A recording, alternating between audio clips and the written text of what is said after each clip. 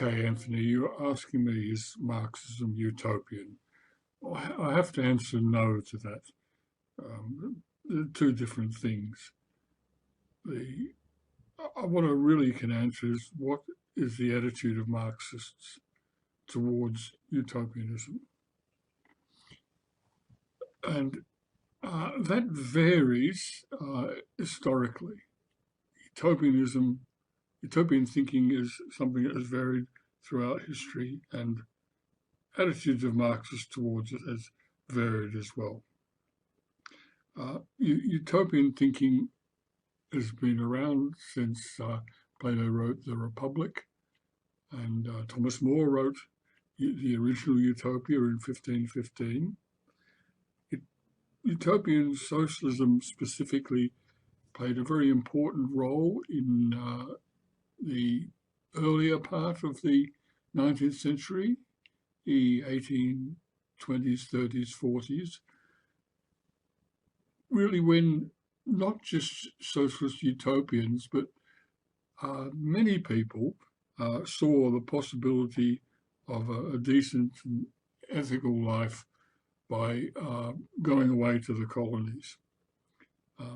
There's frequent references in Dickens novels, for instance, to people that go to Australia even as convicts and find a better life. So many utopian colonies were established in the United States, for instance, by socialists. Now, as a movement, there are two things to say about this. One is they were very important in propagating the idea of a better world, a world in which there wasn't exploitation, massive inequality, in which people worked together in freedom, made decisions about how society should be run collectively on an equal basis. So it was the point was its imagination and its popularization of this image of a better world, which is important for the development of a real socialist movement. Secondly, as a movement in which people actually went off and set up colonies, they always went somewhere else. At very best, went into seclusion.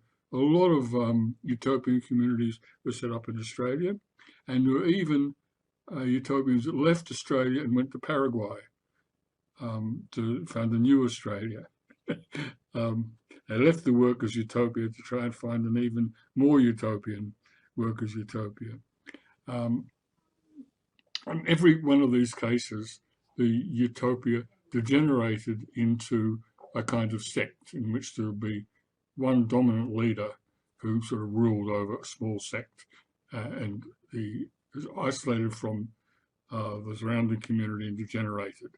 I have to say, during the 1930s, when there was an upsurge of socialist utopian in Australia and probably elsewhere, the governments actively sought to see that they degenerated, because when the usual capitalist setup wasn't able to provide a living for people and people retreated to the countryside to create situations where they could live, it was in the interest of the government to make sure it didn't work.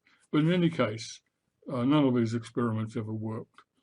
Now, there was another upsurge of utopianism in the later 19th century, which I think reflected a number of things. The emergence of a mass basis for socialism generated a new sort of wave of utopianism, spreading the idea of a better world.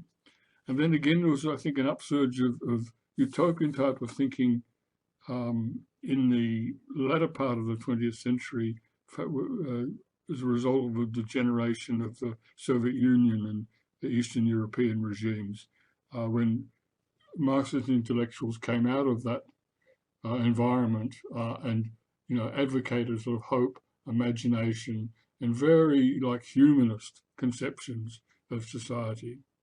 Now, at the moment, there is a renewed interest again in utopianism, And of course, it's a utopianism that has learnt some lessons of the past. It's the aim of people who write on utopian themes at the moment is to stimulate the imagination to think, how could we live better? Is it these kind of institutions, are they really necessary? Is this kind of dystopia we're living in at the moment, is this just human nature, the nature of the world, or actually could we do it better? And to stimulate people to think of how things could be better, because people believe that you have to be able to imagine a better world before you can actually do something about getting it.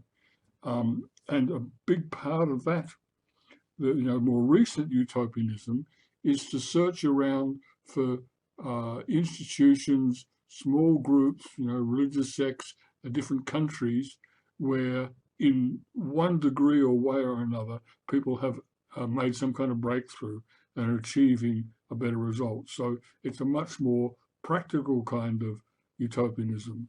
And people who work in the Vygotsky area are actively involved in that. For instance, in trying to create schools where kids actually learn.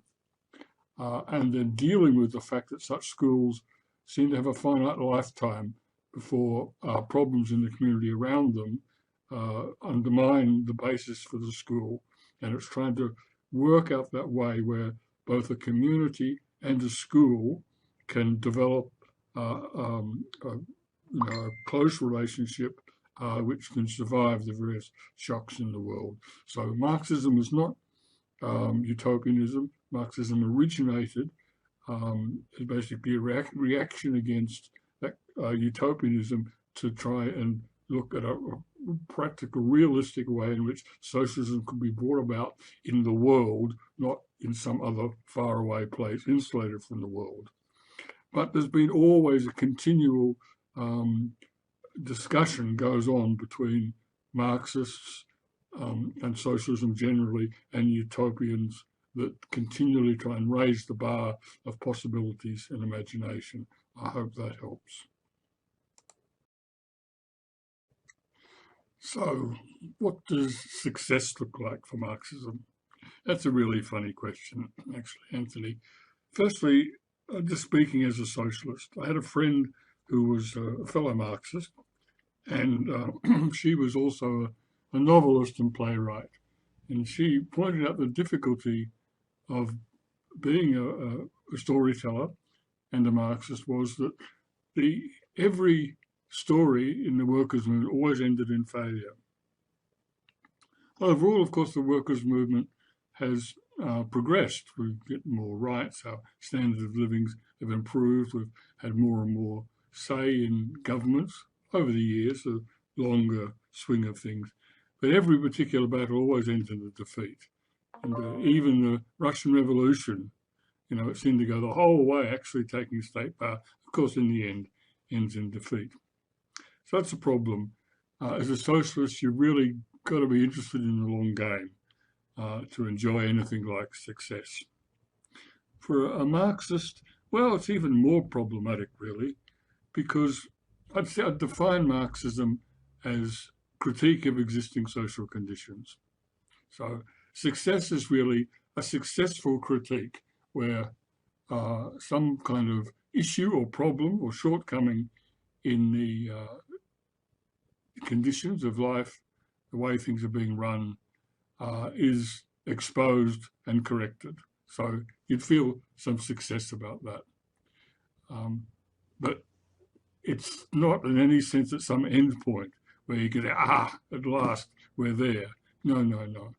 Marxism, if it's a critique of existing social conditions, it never stops. Right? Success is just in that measure of, like in a football game when you score a goal. The ball comes back to the centre and you start again. Yeah? But it's like a football game that never ends. And the other side keeps getting ahead of you and you have to keep going at it. But it's a way of life. As Aristotle said, the good life for humanity is seeking for the good life for humanity. And as a Marxist, you have to say Aristotle got it right.